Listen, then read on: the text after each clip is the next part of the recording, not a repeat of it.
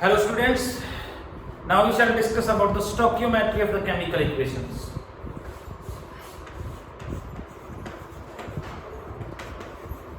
We shall discuss about stoichiometry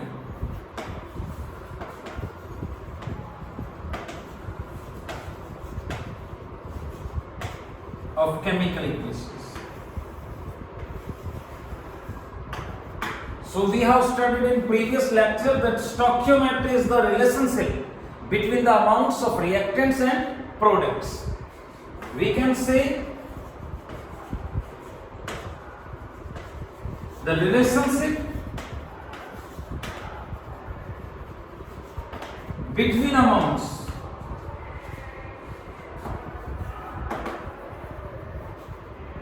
of reactants and products in terms of moles, weights, volumes, etc. is known as stoichiometry of chemical equation. Okay, यानी reactant और product की जो amounts का ratio है moles की term में या फिर वेट्स की टर्म में या फिर वॉल्यूम्स की टर्म में, that will be known as the stoichiometry. यानी here there may be mole relationship, यानी कितने मोल रिएक्टेंट से कितने मोल प्रोडक्ट बनेगा. मोल रिलेशनशिप में भी there may be mole mass relationship, यानी कितने मोल से कितना वेट बनेगा या फिर कितने वेट से कितने मोल बनेंगे. Okay, there may be mole volume relationship, there may be volume relationship, there may be mass relationship and so on. यानी relationship between the reactants and products may be in any form. तो reactant और product की amounts के बीच में जो relationship होता है उस रिलेशनशिप को स्टोइकियोमेट्री बोलेंगे.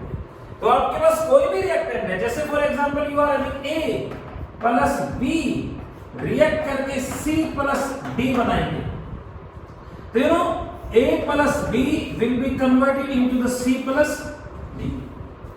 ओके, यानी reactants are converted into the products and we can say that during a chemical reaction, कोई भी chemical reaction अगर होती है तो we can say law of conservation of mass is obeyed. तो law of conservation of mass जो उसका obey होता है, okay, that is principle of conservation of atoms takes place. यानी number of atoms in reactants and product must be equal. Principle of conservation of atoms will take place. So we can say on the basis of that fact I can say that number of moles of A plus number of moles of B must be equal to number of moles of C plus number of moles of D. Okay, so this should be a factor. We can say यदि reactants के जो moles हैं they are converted into the product और दोनों में जो number of atoms हैं they must be equal. For example, let 2 moles of A are converted into the 4 moles of B. अब देखो बराबर करने के लिए ये तो नंबर मोल्स तो बराबर नहीं है, सो वी कैन से इस कांसेप्ट को principle of conservation of atoms के according I can say according to principle of conservation of atoms what I can say number of moles of A must be equal to number of moles of B. लेकिन देखो इसके 2 मोल decompose हो रहे हैं तो इसके 4 मोल की फॉर्मेशन हो रही है, तो इक्वलाइज करने के लिए क्या करेंगे कि इसके 2 मोल हैं तो इसको 2 से डिवाइड कर दें, इसके 4 मोल हैं तो इसको 4 से डिवाइड कर दें. अब देखो मोल्स बराबर हो गए कि नहीं? डेफिनेटली नहीं ये 2 मोल डिकम्पोज होकर 4 मोल बना रहे थे, लेकिन इक्वलाइज करने के लिए इसको 2 से डिवाइड कर दिया, इसको 4 से डिवाइड कर दिया। अब दोनों के जो नंबर ऑफ मोल्स है वो बराबर है। 2 से डिवाइड करने के बाद 1 रह गया और 4 से डिवाइड करने के बाद ये 1 रह गया। सो 1/2 number of atoms of A is equal, so number of moles of A is equal to 1/4 number of moles of B।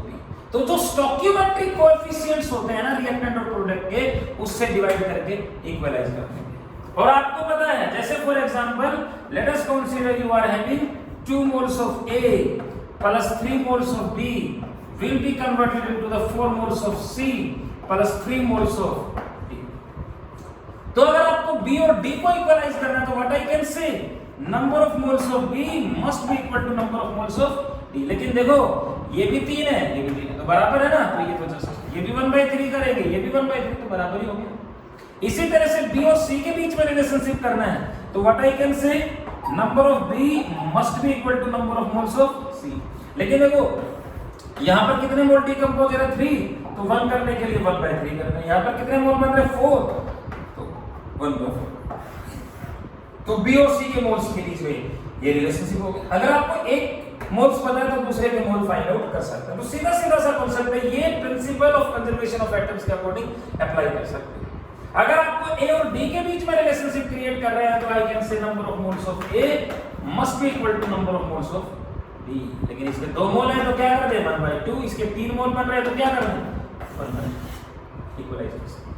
और आपको पता है नंबर ऑफ मोल्स किसके बराबर होता है, वेट अपॉन मॉलिक्यूलर मास। ये तो वेट की टर्म में नंबर ऑफ मोल्स हो गया। इसी तरह से वॉल्यूम अगर है तो number of moles is equal to volume divided by molar volume, यानी कितना वॉल्यूम है और डिवाइडेड बाय 1 मोल का वॉल्यूम जो कि 22.48 होता है एट एसटीपी कंडीशंस। ये कांसेप्ट समझ में आ रहा है। जैसे फॉर एग्जांपल मान लो हमारे पास ये कांसेप्ट है मैग्नीशियम कार्बोनेट, ध्यान से देखना, इसका थर्मल डिकम्पोजिशन कर रहे हैं तो there will be the formation of magnesium oxide plus CO2 gas like that. Question may be that how much volume of CO2 is evolved from thermal decomposition of 4.2 gram magnesium carbonate at STP। 4.2 gram magnesium carbonate का thermal decomposition करते तो STP के ऊपर CO2 के कितने, CO2 का कितना volume liberate होगा। अब आपको मैग्नीशियम कार्बोनेट से CO2 का वॉल्यूम पूछा है तो दो ये देख सकते हैं कि दोनों की जो नंबर ऑफ मोल्स है वो बराबर है कि नहीं। यहाँ पर भी 1 मोल, यहाँ पर भी 1 मोल, तो आई कैन से कि the number of moles of magnesium carbonate is equal to number of moles of CO2 according to principle of conservation of atoms. Principle of conservation of atoms के अगर मान लो ये 2 होते तो 1/2 कर देते इक्वलाइज करने के लिए। 1 मोल डिकम्पोज हो रहा है, 1 मोल बन रहा है इक्वल। ठीक है भाई, अब देखो इस मैग्नीशियम कार्बोनेट का वेट दे रखा है तो नंबर ऑफ मोल्स का वेट के साथ क्या रिलेशनशिप होता है, यानी weight upon molecular mass of magnesium carbonate is equal to, इसका वॉल्यूम पूछा आपसे तो नंबर ऑफ मोल्स का वॉल्यूम के साथ रिलेशनशिप होता है volume divided by molar volume, यानी 22.4। क्या न्यूमेरिकल है, बहुत इजी सा। तो मैग्नीशियम कार्बोनेट का कितना वेट दे रखा है आपको 4.2, इसका मॉलिक्यूलर मास मैग्नीशियम कार्बोनेट का कैलकुलेट करोगे तो मैग्नीशियम का 24, कार्बन का 12 और ऑक्सीजन का 48, so divided by 84 is equal to इसका वॉल्यूम आपने फाइंड आउट करना है 22.48। बहुत इजी सा न्यूमेरिकल है। 42 से 84 2 पे कैंसिल होगा कि नहीं, लेकिन ये 4.2 है तो 20 पे कैंसिल हो गया और आप देख सकते हैं volume is equal to 22.4 divided by 20 is equal to 1.12 litre. इतना CO2 है। बहुत बहुत इजी सा कांसेप्ट है, यानी magnesium carbonate is decomposed into magnesium oxide plus CO2। ये यूं देख सकते हो, यहां पर मैग्नीशियम कार्बोनेट का 1 मोल है, देखो तो 1 मोल का मास 48 ग्राम हुआ कि नहीं। यहां पर CO2 का 1 ही मोल है, तो 1 मोल का वॉल्यूम एसटीपी कंडीशन के ऊपर 22.4 लीटर है कि नहीं। तो 84 ग्राम मैग्नीशियम कार्बोनेट से 22.4 लीटर CO2 बन रहा है। 1 से कितना बनेगा 22.4 डिवाइडेड बाय 84, और 4.2 से कितना बनेगा तो 4.2। ऐसे भी कर सकते हो, यूं भी कर सकते हैं, but you can use it. ये बहुत इजी सा कॉन्सेप्ट है, इसमें आपको कुछ कैलकुलेट करना है नहीं, सीधा सीधा सा कॉन्सेप्ट बन जाता है। ये समझ में आया कि नहीं। इसी तरह से फॉर एग्जांपल जैसे CH4 plus O2, there is a formation of CO2 gas plus H2। Question में भी that how much volume of oxygen gas is required for complete combustion of 4 gram methane। 4 gram methane का combustion करने के लिए oxygen का कितना volume चाहिए आपको। How much volume of oxygen gas is required, I can write here how much volume of O2 gas is required to cause complete combustion of 4 gram CH4 at H2। कैसे calculate करेंगे, तो सबसे पहले तो reaction को करेंगे balance. Carbon 1 है, carbon 1 है, हाइड्रोजन 4 है, यहां पर 2H2 कर दो, ऑक्सीजन हो गए 2 और 2 4, तो 2O2 कर दो। इसका वॉल्यूम आपसे पूछा है 4 ग्राम को कंबस्टन करने के लिए, तो इसका वॉल्यूम पूछा है, इसके लिए तो इन दोनों के रिलेशनशिप देख लो। आप देख सकते हैं इसका 1 ही मोल है, लेकिन इसके तो 2 मोल है कि नहीं। तो according to principle of conservation of atoms के according what I can say number of moles of methane is equal to number of moles of O2।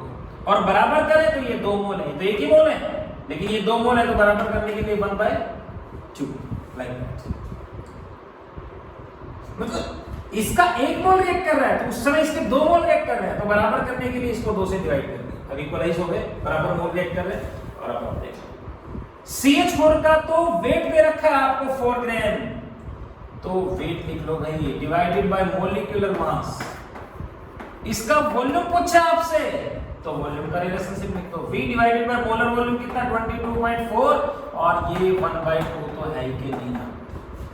बहुत इजी सा कांसेप्ट। कितना वेट दिया मीथेन का 4 ग्राम, मॉलिक्यूलर मास मीथेन का 60, 1/2 volume पूछा है आपसे O2 का डिवाइडेड बाय 22.4। क्या न्यूमेरिकल है ये, 4 पे कैंसिल हो ही रहा है, तो वॉल्यूम ऑफ O2 आप देख सकते हो that will be equal to 2 into 22.4 and divided by 4, so definitely 2, और ये आपके पास आ गया 11.2 litre. So 11.2 litre of O2 is required at STP conditions। बहुत इजी से है कि नहीं बता। इसी तरह से for example we can say how much weight of H2SO4 is required। How much weight of H2SO4 is required for complete decomposition of 5 gram calcium carbonate. 5 gram calcium carbonate का डिकम्पोजिशन करने के लिए H2SO4 का कितना wait चाहिए आपको। तो reaction क्या बना है कि calcium carbonate is decomposed by H2SO4, बनेगा क्या बताओ, कैल्शियम सल्फेट, और कार्बोनेट तो CO2 और वाटर में डिकम्पोज हो जाएगा, और ये रिएक्शन बैलेंस्ड है आपके पास, इट्स बैलेंस्ड। तो कैल्शियम कार्बोनेट का भी 1 मोल है, इसका भी 1 मोल है, तो लिख सकते हैं number of moles of calcium carbonate is equal to number of moles of H2SO4। तो कैल्शियम कार्बोनेट के नंबर ऑफ मोल्स, अब आपसे पूछे 5 ग्राम के लिए इसका कितना वेट चाहिए, तो दोनों के ही वेट का कॉन्सेप्ट है, तो हम यहां पर लिख सकते हैं weight upon molecular mass of calcium carbonate is equal to weight upon molecular mass of H2SO। Calcium carbonate का वेट कितना दिया भाई 5 ग्राम, कैल्शियम कार्बोनेट का 48 मॉलिक्यूलर मास कैलकुलेट करोगे ना तो 100 आएगा। H2SO4 का वेट आपसे पूछा है और H2SO4 का मॉलिक्यूलर मास 90। यार कितना इजी न्यूमेरिकल है, 5 से 20 पे कैंसिल हो रहा है, तो वेट जो है वो आपके पास देख सकते हो कितना आएगा, that will be equal to 98 divided by 20, यानी दैट विल बी 4.9। सीधा सीधा सा कांसेप्ट है, वेरी सिंपल इज दैट। तो स्टोइकियोमेट्रिक न्यूमेरिकल्स बहुत इजी है, तो ये तो सिंपल न्यूमेरिकल्स हो गए। इसी तरह से for example how much weight of HCl is required, how much weight of HCl is required to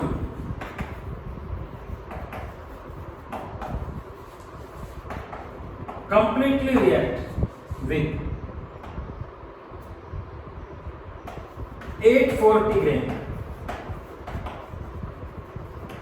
of MnO।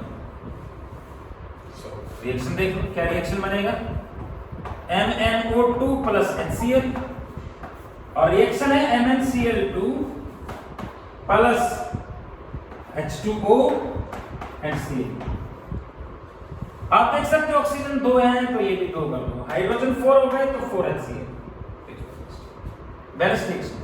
तो MnO2 के 1 मोल के साथ HCl के कितने मोल ऐड कर रहे हैं 4, तो क्या रिलेशनशिप हुआ दोनों के मोल्स में, यानी number of moles of MnO2 is equal to number of moles of HCl, लेकिन 4 मोल है तो क्या करते हैं बताओ 1/4, ऐसा ही है कि नहीं। और आप देख सकते हो कि weight upon molecular mass of MnO2 is equal to 1/4 into weight upon molecular mass of HCl। तो वेट ऑफ MnO2 840 दे रखा है, मॉलिक्यूलर मास Mn का 52 और इसका 2 का 32 हो गया, सॉल्व करोगे तो 84 आएगा, 1/4। HCl का वेट पूछा है भाई आपसे और HCl का मॉलिक्यूलर मास 36.5 होगा कि तो कर पाओगे कि नहीं, ये डेफिनेटली इट विल बी 10, और वेट आपके पास आ गया 4 into 36.5 और मल्टीप्लाई बाय 10। बिल्कुल कैलकुलेट कर बहुत इजी सा कांसेप्ट है। तो इस तरह के सिंपल न्यूमेरिकल्स हो गई है that MnO2 plus HCl will give this. तो अमाउंट अगर कैलकुलेट करना है तो ये कांसेप्ट आपके पास होगा, कर पाओगे तो on the basis of principal of conservation of atoms you can calculate these numericals. ठीक है भाई, so it's about the concept, और एग्जांपल्स 1 बाय 1 मैं आपके पास सेंड कर रहा हूं, तो आप प्रैक्टिस करके देखना अपनी बुक में से stoichiometric numericals. Okay, thank you.